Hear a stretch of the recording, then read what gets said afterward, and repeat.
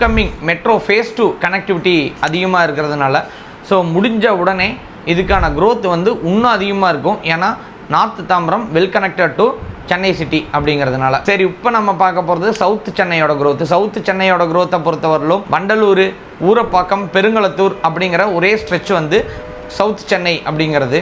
இங்கே வந்து residential demand வந்து இன்க்ரீஸ் ஆகிட்டே இருக்குது. பீப்புள் லிவிங்க்கு வந்து எங்கே தேர்ந்தெடுக்கிறாங்க அப்படின்னா ஸோ சிட்டி பேஸ்டாகவும் இருக்குது, ட்ராவலுக்கு ரொம்ப ஈஸியாகவும் இருக்குது அப்படின்னு சொல்லிட்டு சவுத் சென்னையில் ரெசிடென்ட்ஸ் வந்து அதிகமாக வந்துக்கிட்டே இருக்கிறாங்க. So close to IT corridor வேறு, ப்ளஸ் வந்து வண்டலூர் ஜூ வேறு அங்கே இருக்கிறதுனால ஸோ அதிகமான பாப்புலேஷன் வந்து இருந்துக்கிட்டே இருப்பாங்க. எக்கோ பார்க்ஸ் வேறு இருக்குது அங்கே. ஸோ அதனால் கம்பல்சரி சவுத்து தாம்பரம் அப்படிங்கிறது ஒரு பெரிய மேஜர் சிட்டியாக இருக்குது. இன்றைக்கும் ரெசிடென்ஷியலாக அங்கே வாங்கக்கூடிய அளவு தான் அங்கே டிமாண்ட் இருக்குது.